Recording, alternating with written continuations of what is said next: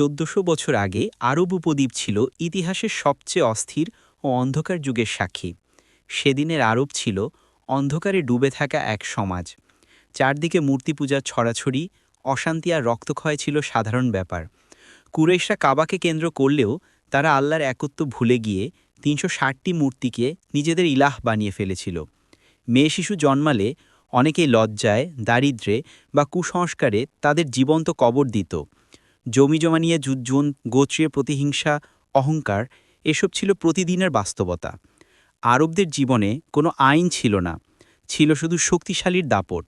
ধনী দরিদ্রের বিভেদ ছিল চরম। সমাজে দুর্বল মানুষের জন্য বিচার, ন্যায় বিচার এগুলো ছিল অজানা শব্দ।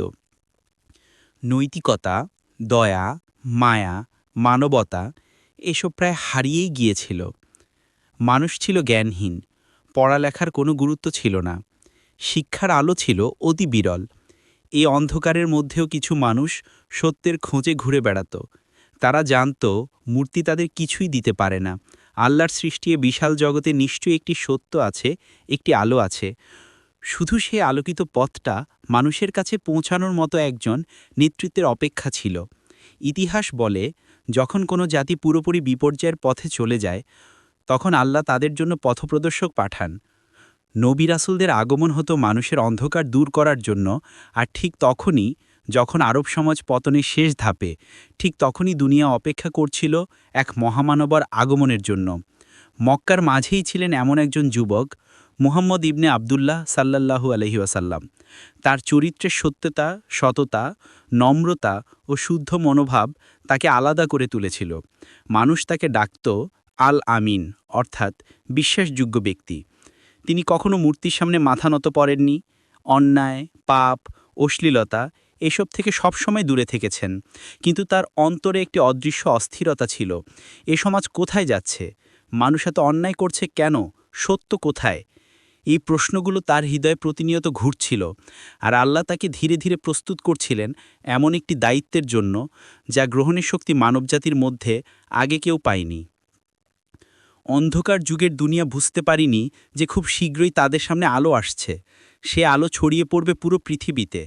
আরবের মাটি থেকে শুরু হয়ে মানবতার ইতিহাস নতুনভাবে লেখা হবে। এই চরম অন্ধকার ও বিশৃঙ্খলার প্রেক্ষাপটে ছিল প্রথম ওহী নাজিলের ভূমিকা। কারণ যখন অন্ধকার সর্বোচ্চ হয়, তখনই শুরু হয় আলোর উদয়।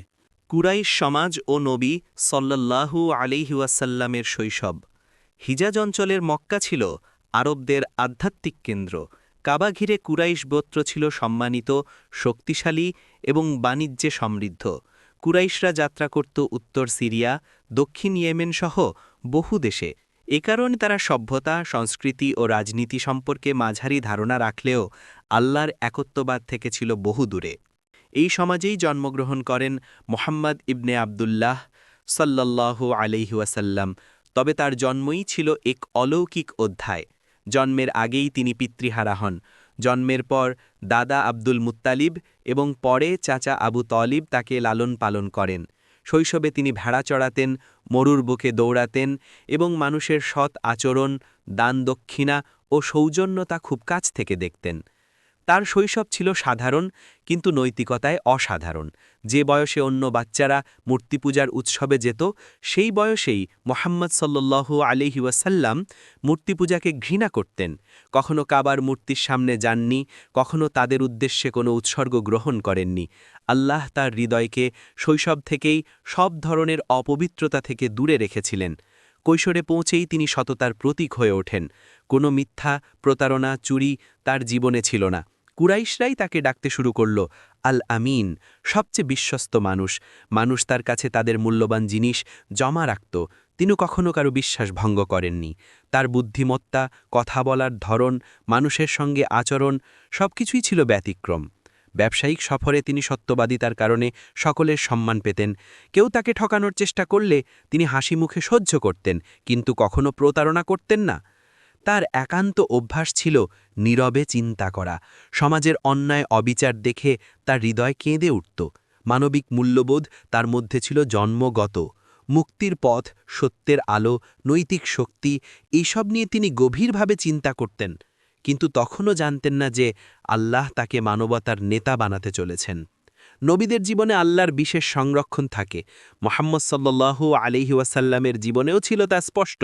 তার চরিত্র ছিল পবিত্র, মন ছিল প্রশান্ত, আর আল্লাহর প্রতি বিশেষ টান ছিল। মানুষের দুঃখ কষ্ট তাকে ভাবিয়ে তুলত। তিনি একা একা মরুর নীরবতা পছন্দ করতেন, যেখানে বাতাসের শব্দ ছাড়া আর কিছু শোনা যেত না। এই চরিত্রগুণই তাকে নিয়ে গেল এমন এক গন্তব্যে যেখানে আল্লাহ প্রথম ওহী নাজিল করার জন্য তাকে প্রস্তুত করছিলেন, আর এই প্রস্তুতির পরবর্তী ধাপ ছিল হেরা গুহার নীরব একাকিত্ব। নবী সাল্লাল্লাহু আলাইহি ওয়াসাল্লামের সত্যবাদী চরিত্র ও একাকিত্বের শুরু।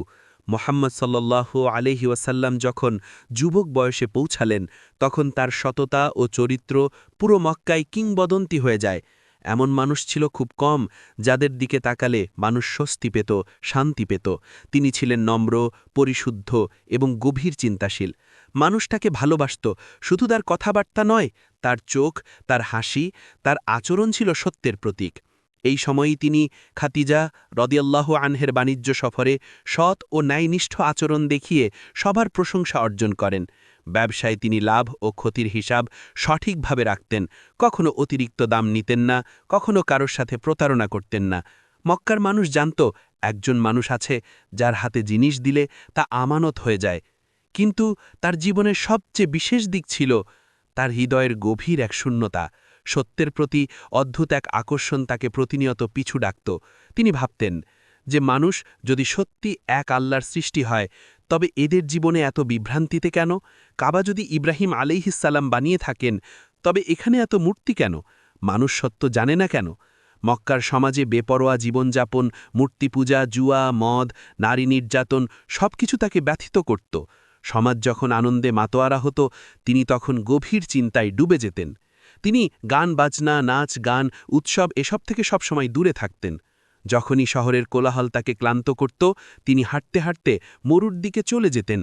নীরবতার সেই মুহূর্তগুলো তাকে চিন্তায় ডুবিয়ে রাখত। তিনি মনে করতেন, মানুষের ভুল কোথায়? এই হৃদয়ের অস্থিরতা তাকে সত্যের পথে ধীরে ধীরে এগিয়ে দিচ্ছিল। একসময় তিনি সমাজ থেকে দূরে থাকার প্রবণতা বাড়িয়ে দিলেন। কম কথা বলা, গভীরভাবে মনোযোগ দিয়ে চিন্তা করা, মানুষের দুঃখ কষ্ট নিয়ে ভাবা তার অভ্যাস হয়ে গেল। তিনি ঘণ্টার পর ঘণ্টা আকাশের তারাগুলো দেখতেন, ভাবতেন, এই বিশাল জগৎ কি উদ্দেশ্যহীন? নিশ্চয়ই এর একটি সত্য কেন্দ্র আছে। হয়তো আল্লাহ আমার হৃদয় কিছু অনুভব করাচ্ছেন। মক্কার মানুষ বুঝতে পারত এই যুবক অন্যদের মতো নয়। তার মন অত্যন্ত সংবেদনশীল, হৃদয় অত্যন্ত কোমল এবং চিন্তা অত্যন্ত গভীর। কেউ কষ্ট পেলেই তিনি সাহায্য করতেন, এতিমদের পাশে দাঁড়াতেন, গরিবদের খাবার দিতেন। মানুষের সাথে তার আচরণ ছিল অবিশ্বাস্যভাবে কোমল। এই ধীরে ধীরে সমাজ থেকে বিচ্ছিন্ন হওয়া, নিঃসঙ্গতায় ডুবে যাওয়া এবং সত্যের খোঁজ ছিল নবী সাল্লাল্লাহু আলাইহি ওয়াসাল্লামের নবুয়তের পূর্ব প্রস্তুতি। আল্লাহর বিশেষ নেয়ামত তাকে প্রস্তুত করছিল এমন এক দায়িত্বের জন্য যা কোনো সাধারণ মানুষের পক্ষে বহন করা সম্ভব নয়। এভাবেই জন্ম নিল তার একাকিত্বের প্রেম, হিয়া গুহা। মক্কার উত্তরের পাহাড়ে অবস্থিত ছোট্ট একটা গুহা, যেখানে তিনি সম্পূর্ণভাবে পৃথিবীর কোলাহল থেকে বিচ্ছিন্ন থাকতে পারতেন। এবং এখানেই শুরু হবে মানবতার নতুন অধ্যায়। হেরা গুহায় ধ্যান, নিঃসঙ্গতা ও নবুয়তের প্রস্তুতি। মুহাম্মদ সাল্লাল্লাহু আলাইহি ওয়াসাল্লামের হৃদয়ে সত্যের তৃষ্ণা দিন দিন আরও তীব্র হতে লাগল। শহরের চঞ্চলতা, মানুষের অন্যায়, মূর্তি পূজা, ধনীদের অহংকার সবকিছু তাকে বিচলিত করত। মনে হতো পৃথিবীর এই অন্ধকারে আলো আসা উচিত, আর সেই আলো কোথায় আছে তা খুঁজে বের করতেই যেন তার মন তাকে ডাকছিল। হেরা গুহায় যাওয়ার কারণ। মক্কার উত্তরের পাহাড়ে অবস্থিত হেরা গুহা ছিল শান্ত, নির্জন এবং কোলাহলহীন।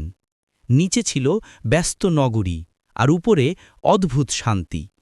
তিনি ভাবতেন, মানুষ আল্লাহর সৃষ্টি, কিন্তু এই মানুষই কেন অন্যায় করে? সত্য কোথায় হারিয়ে গেল? এই ভাবনা থেকেই তিনি প্রায় একা পাহাড়ে উঠে যেতেন। গুহার ভেতর বসে তিনি ঘণ্টার পর ঘণ্টা ভাবতেন, অদ্বৈত, পৃথিবীর উদ্দেশ্য কি? সত্য কোথায়? আল্লাহ কি চান মানুষ তার দিকে ফিরে আসুক? ধ্যান ও তাফাক্কুর, চিন্তা। হেরা গুহা ছিল সেই জায়গা যেখানে তিনি পৃথিবী থেকে বিচ্ছিন্ন হয়ে নিজের হৃদয়কে পরিশুদ্ধ করতে পারতেন। তিনি কোনো ধর্মীয় রীতি করতেন না, তিনি শুধু গভীর চিন্তা করতেন। অন্ধকার গুহার ভেতর থেকেও নিচের পৃথিবীর আলো দেখা যেত, আর তিনি ভাবতেন, এই আলো কি মানুষের জীবনে আছে, নাকি মানুষ নিজেই নিজের অন্ধকারে হারিয়ে গেছে? এই তাফাক্কুর, এই ভাবনা, এই একাকিত্বই ছিল নবুয়তের প্রস্তুতির অংশ। খাদিজা রাদিয়াল্লাহু তাআলা আনহার সমর্থন। তিনি যখনই কয়েকদিনের জন্য গুহায় যেতেন, খাদিজা রাদিয়াল্লাহু তাআলা আনহা খাবার, পানি এবং প্রয়োজনীয় জিনিস পাঠিয়ে দিতেন। তার স্ত্রী তাকে উৎসাহ দিতেন, বুঝতেন এই মানুষটি আল্লাহর বিশেষ উদ্দেশ্যে সৃষ্ট। মক্কার কেউই এমন একাকিত্ব বোঝেনি, কিন্তু খাদিজা রাদিয়াল্লাহু তাআলা আনহা পুরো হৃদয়ে দিয়ে বুঝেছিলেন। রাতের গভীর নীরবতা, গুহায় রাতগুলো ছিল সবচেয়ে গভীর ও রহস্যময়। চারপাশে নীরব অন্ধকার, দূর থেকে বাতাসের শব্দ, আর উপরে ঝলমলে তারাগুলো, যেন আল্লাহর সৃষ্টি তাকে ডাকছিল। তিনি বারবার মনে মনে বলতেন, হে আল্লাহ, আমাকে সত্যের পথ দেখান।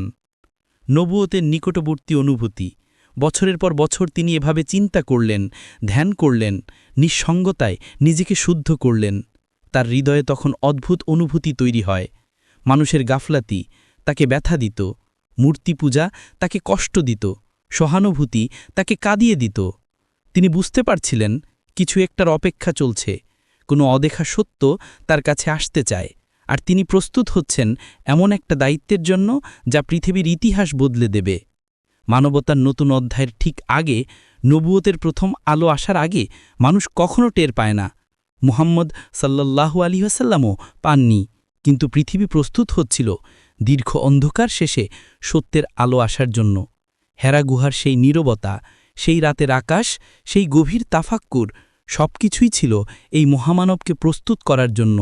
এবং খুব শীঘ্রই তার জীবনের সবচেয়ে বড় মুহূর্ত এসে দরজায় কড়া নাড়বে, যা শুরু করবে ওহির প্রথম অধ্যায়।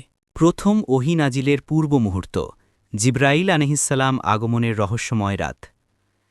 হেরা গুহার সেই রাতটি ছিল অন্য সব রাতের মতোই, অন্তত শুরুতে।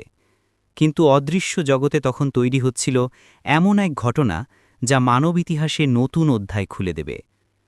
শান্ত ও অদ্ভুত নীরব রাত। মুহাম্মদ সাল্লাল্লাহু আলাইহি ওয়াসাল্লাম গুহায় বসে গভীর চিন্তায় ডুবেছিলেন। রাত ছিল শান্ত, আকাশ ছিল অন্ধকার, কিন্তু তারাগুলো ছিল উজ্জ্বল। পাহাড়ের ওপর ঠান্ডা বাতাস বইছিল, কিন্তু সেই রাতে বাতাসে ছিল অন্যরকম ভার। মনে হচ্ছিল আজ কিছু হবে। তিনি বুঝতে পারছিলেন না কি, কিন্তু হৃদয়ের গভীর থেকে একটি অনুভূতি তাকে জাগিয়ে রাখছিল। অদেখা জগতের শব্দ। হঠাৎ মনে হল গুহার বাইরের নিস্তব্ধতায় কিছু একটা নড়ছে। বাতাস বদলে গেল, চারপাশে যেন এক অজানা উপস্থিতি ঘন হয়ে উঠল। তিনি ভয় পাননি, কিন্তু বিস্মিত হলেন। এমন অনুভূতি তিনি আগে কখনো পাননি। জিব্রাইল আলাইহিসসালামের আগমনের মুহূর্ত। ঠিক তখনই হঠাৎ গুহার ভেতর একটি নূরের ঝলকানি দেখা গেল। এটি আগুনের আলো ছিল না, মানুষের আলোও নয়। এটি ছিল এক পবিত্র, তীব্র অথচ শান্ত নূর। গুহাটি যেন আলোয় ভরে গেল। মুহাম্মদ সাল্লাল্লাহু আলাইহি ওয়াসাল্লাম তাকালেন আর দেখলেন এক মহান সত্তার সামনে দাঁড়িয়ে আছে। তিনি মানুষ নন, তিনি জিন নন, তিনি পৃথিবীর কোনো সৃষ্টি নন। এ ছিলেন আল্লাহর পক্ষ থেকে পাঠানো সবচেয়ে শক্তিশালী ফেরেশতা জিব্রাইল আলাইহিসসালাম। জিব্রাইল আলাইহিসসালামের প্রকৃত রূপ এত শক্তিশালী যে মানুষ তা সহ্য করতে পারে না, তাই তিনি মানব রূপে এসেছিলেন। তার উপস্থিতি এত মহিমান্বিত ছিল যে গুহার ভেতর সময় যেন থেমে গেল। মুহাম্মদ সাল্লাল্লাহু আলাইহি ওয়াসাল্লাম একটি শব্দও বলতে পারছিলেন না। একই সঙ্গে ভয়, বিস্ময়, কৌতূহল সব একসঙ্গে অনুভব করছিলেন। সেই ইতিহাস বদলে যাওয়া শব্দটি। জিব্রাইল আলাইহিসসালাম ধীরে ধীরে সামনে এগিয়ে এলেন। তার কণ্ঠ ছিল শক্তিশালী অথচ শান্ত। তিনি প্রথমবার নবী সাল্লাল্লাহু আলাইহি ওয়াসাল্লামের সঙ্গে কথা বললেন। ইকরা, পড়ো। এই শব্দটি ছিল শুধু একটি বাক্য নয়, এটি ছিল পৃথিবীর নতুন যুগের সূচনা, মানব ইতিহাসের প্রথম ওহী, সত্যের দ্বার উন্মোচিত হওয়ার প্রথম ঘণ্টাধ্বনি।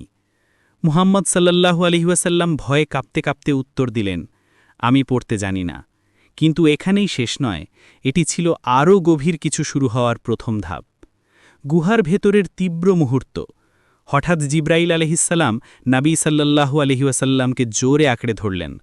এটি সাধারণ আলিঙ্গন নয়, এটি ছিল শক্তি সঞ্চারের মুহূর্ত।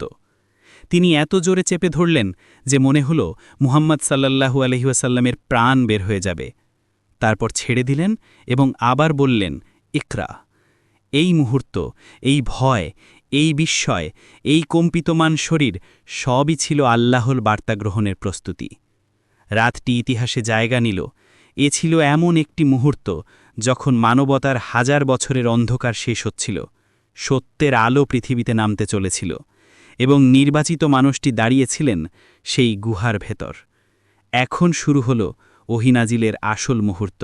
ইকরা, প্রথম ওহী নাজিলের পূর্ণ ঘটনা। হেরা গুহার ভেতরে নূরের আলো এখনও স্থির হয়ে আছে। মুহাম্মদ সাল্লাল্লাহু আলাইহি ওয়াসাল্লাম বিস্ময়ে স্থির দাঁড়িয়ে। তার হৃদয় দ্রুত ধুকপুক করছে, আর জিব্রাইল আলাইহিস সালাম সামনে দাঁড়িয়ে, অলৌকিক, মহিমান্বিত। জিব্রাইল আলাইহিস সালামের দ্বিতীয় আহ্বান। জিব্রাইল আলাইহিস সালাম আবার বললেন, ইকরা, পড়ো। মুহাম্মদ সাল্লাল্লাহু আলাইহি ওয়াসাল্লাম কাঁপা কণ্ঠে বললেন, আমি পড়তে জানি না। হঠাৎ আবার জিব্রাইল আলাইহিস সালাম তাকে শক্ত করে আঁকড়ে ধরলেন, এত জোরে, এত শক্তভাবে, মনে হল তার বুকের শ্বাস বন্ধ হয়ে যাবে। তারপর ছেড়ে দিলেন। এই শক্ত আলিঙ্গন কোনো শাস্তি নয়, এ ছিল ওহী গ্রহণের ক্ষমতা সঞ্চার, মানব শরীরকে অদৃশ্য জগতের বাণী বহন করার মতো শক্তিশালী করে তোলা। তৃতীয়বার ইকরা।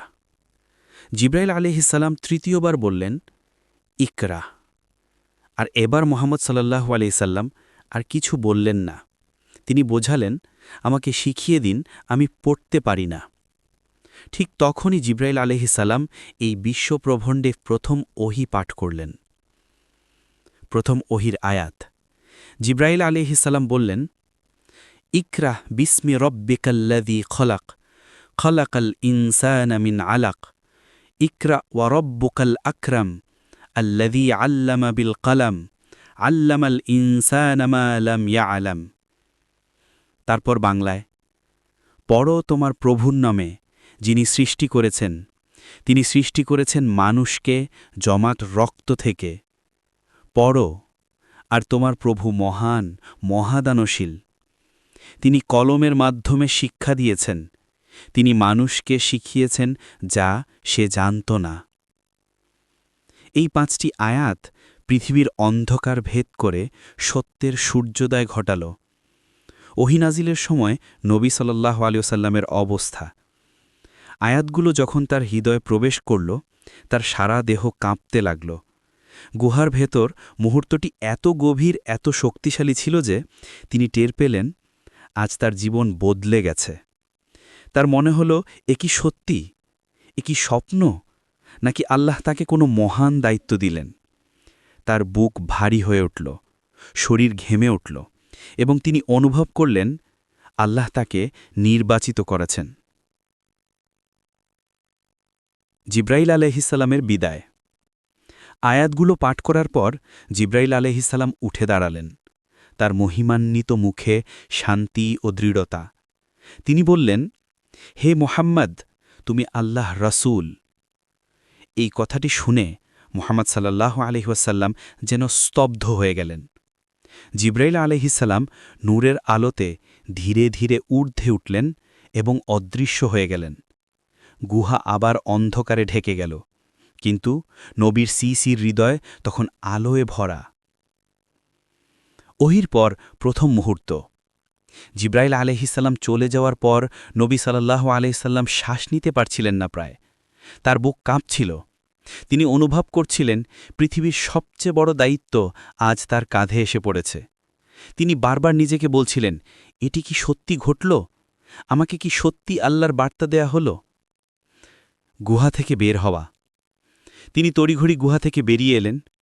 চাঁদের আলোতে তিনি পাহাড় বেয়ে নামছিলেন, ভয়ে নয়, বরং সেই অদ্ভুত অনুভূতি নিয়ে যা সাধারণ মানুষ কখনো অনুভব করে না। নামতে নামতে তিনি দেখলেন পাহাড়ের আকাশ জুড়ে আবার জিব্রাইল আলাইহিস সালাম দাঁড়িয়ে আছেন। আসল রূপে, দিগন্তে জুড়ে ছড়িয়ে থাকা বিশাল আকৃতি ফেরেশতা। জিব্রাইল আলাইহিসসালাম বললেন, হে মুহাম্মদ, তুমি আল্লাহ রসুল, আর আমি জিব্রাইল। নবী সাল্লাল্লাহু আলাইহি ওয়াসাল্লাম আবার কেঁপে উঠলেন।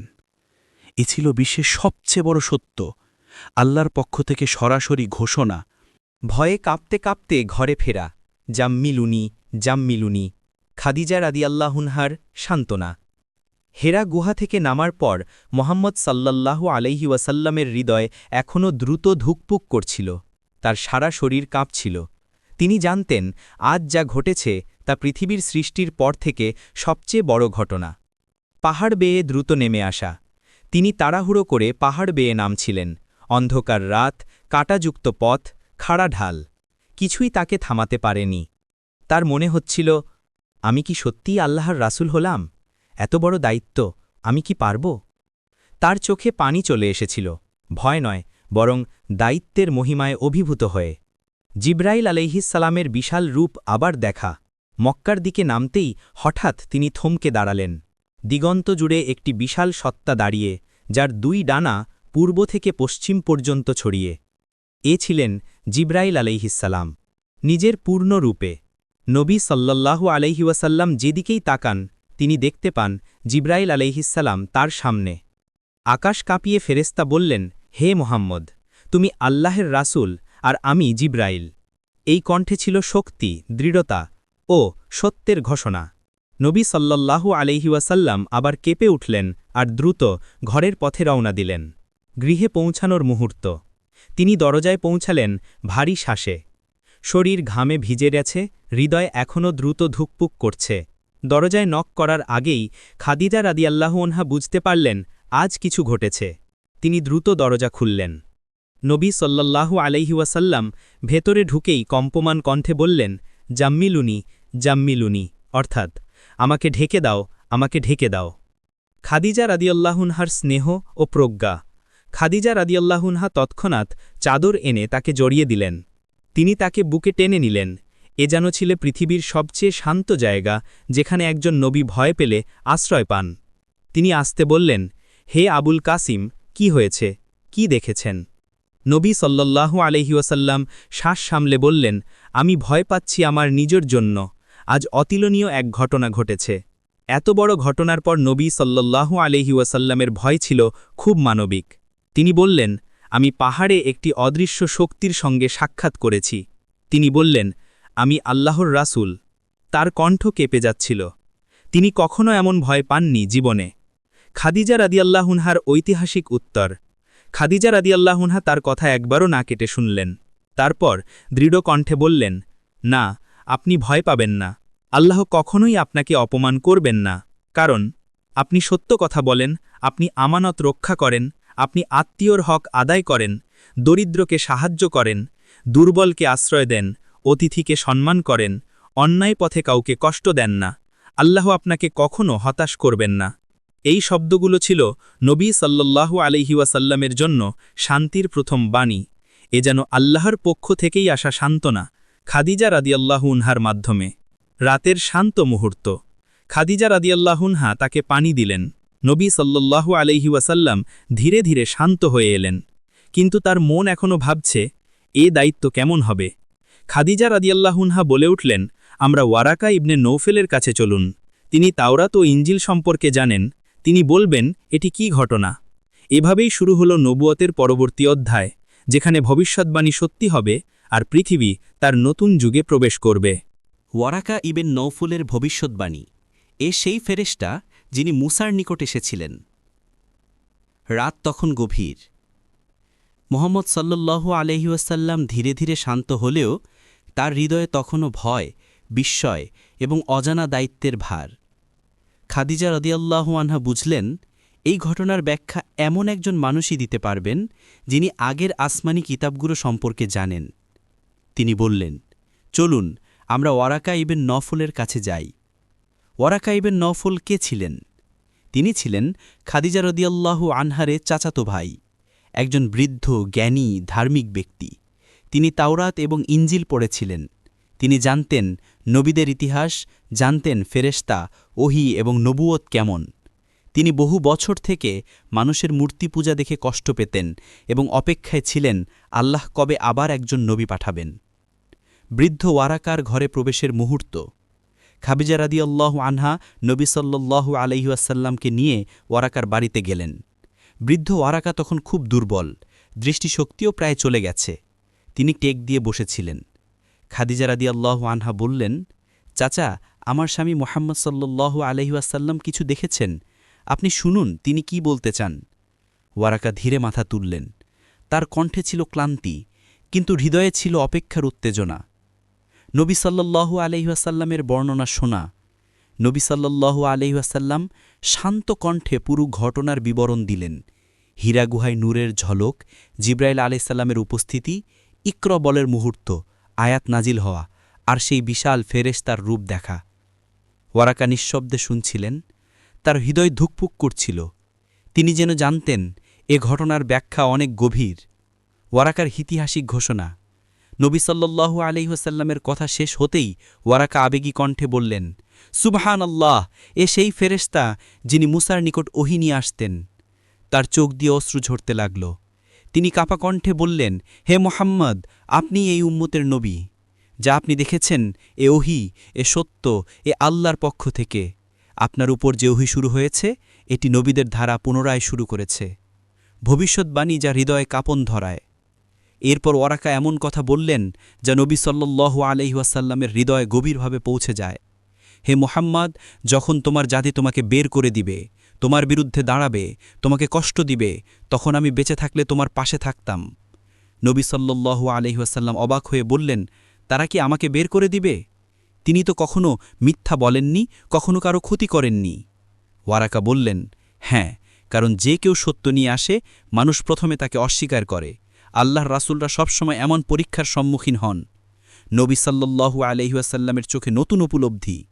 নবী সাল্লাল্লাহু আলাইহি ওয়াসাল্লাম বুঝলেন নবুয়ত মানে শুধু সম্মান নয়, এ মানে পরীক্ষার পাহাড়, এ মানে সারা মানব জাতির জন্য দায়িত্ব। তার চোখে একদিকে ভয়, একদিকে শান্তি, আরেকদিকে দৃঢ়তা, এ তিনটিই ফুটে উঠল।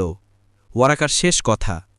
বিদায় নেওয়ার সময় ওয়ারাকা আবেগে ভরে বললেন, হে আল্লাহ, আমি সাক্ষ্য দিচ্ছি এই মানুষই শেষ নবী। এর কিছুদিন পরই ওয়ারাকা মৃত্যুবরণ করেন, কিন্তু তার এই ঘোষণা পৃথিবীর ইতিহাসে লিখিত হয়ে থাকল। তিনি ছিলেন প্রথম ব্যক্তি যিনি নবুয়তের সত্যতা স্বীকার করেছিলেন। ওহী থেমে যাওয়া। ফাতরাতুল ওহী। নবী সাল্লাল্লাহু আলাইহি ওয়াসাল্লাম এর ভয়, একাকিত্ব ও অপেক্ষার দিনগুলো। প্রথম ওহী নাজিল হওয়ার পর নবী সাল্লাল্লাহু আলাইহি ওয়াসাল্লামের হৃদয় আনন্দ ও ভয় দুইয়ের মিশ্রণে কাঁপছিল। হেরা গুহা থেকে ফিরে তিনি বুঝেছিলেন এ দায়িত্ব পৃথিবীর সকল মানুষের জন্য, কিন্তু মানুষের অমানবিক প্রতিক্রিয়া এবং অজানা ভবিষ্যৎ তার হৃদয়ে ভয় সৃষ্টি করেছিল। ওহী থেমে যাওয়ার দিনগুলো। প্রথম ওহীর পর নবী সাল্লাল্লাহু আলাইহি ওয়াসাল্লাম একসময় অনুভব করলেন আয়াত আর নাজিল হচ্ছিল না। এটি ছিল নবুয়তের প্রথম ফাতরাতুল ওহী, ওহী স্থগিত হয়ে যাওয়া। তিনি দুশ্চিন্তায় পড়লেন, কেন আল্লাহ আর নাজিল করছেন না? আমি কি ভুল করেছি? আমি কি সক্ষম হব? একাকিত্ব ও তাফাক্কুর। এই সময়ে নবী সাল্লাল্লাহু আলাইহি ওয়াসাল্লাম আরও বেশি সময় গুহা এবং পাহাড়ে কাটাতে লাগলেন। নীরবতা ছিল তার একমাত্র সঙ্গী। তিনি চিন্তা করতেন, মানুষ কি সত্যকে মানবে? কোন দিক থেকে সে প্রতিক্রিয়া দেবে? মানবতার জন্য আল্লাহ কিভাবে তার মাধ্যমে দিশা দিবেন?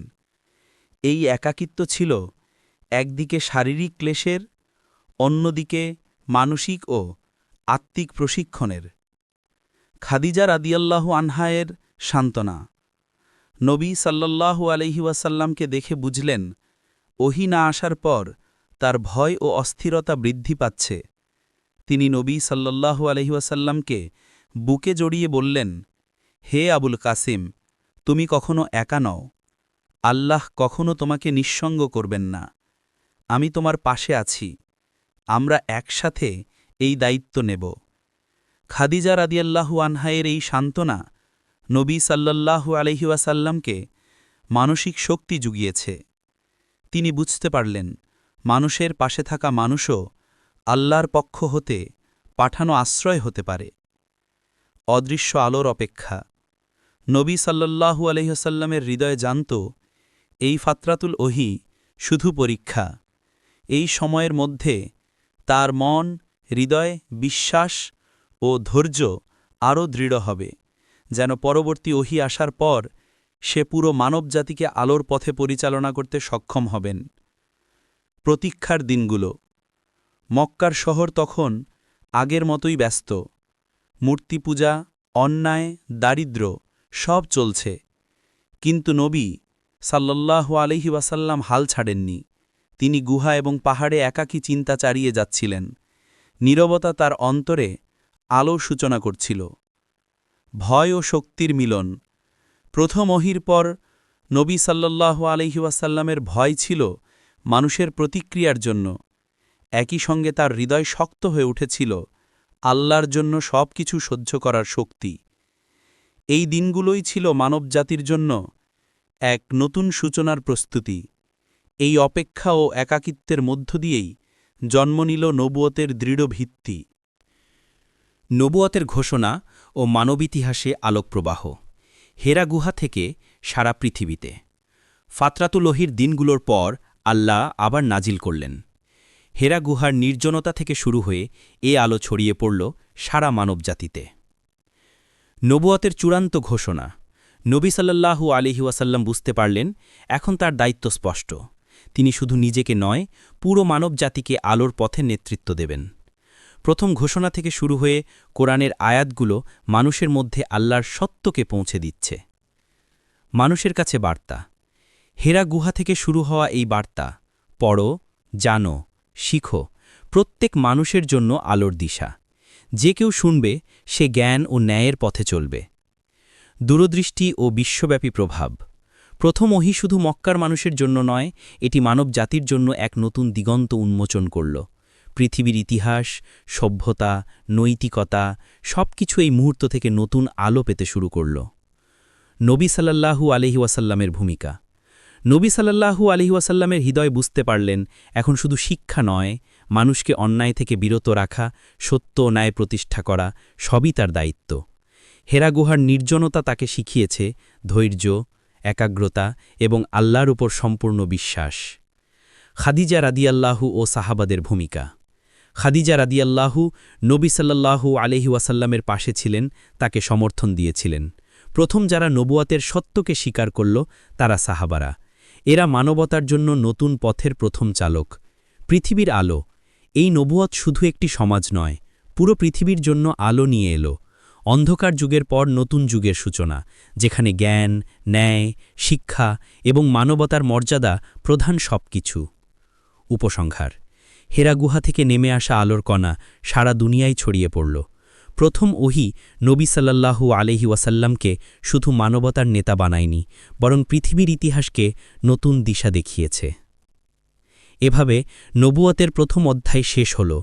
হেরা গুহার সেই নির্জনতা, রাতের নীরবতা, জিব্রাইল আলাইহিসসালামের আগমন, খাদিজা রাদিয়াল্লাহু এর সান্ত্বনা এবং সাহাবাদের বিশ্বাস সব মিলিয়ে মানব ইতিহাসের সবচেয়ে আলোয় ভরা অধ্যায় শুরু হল।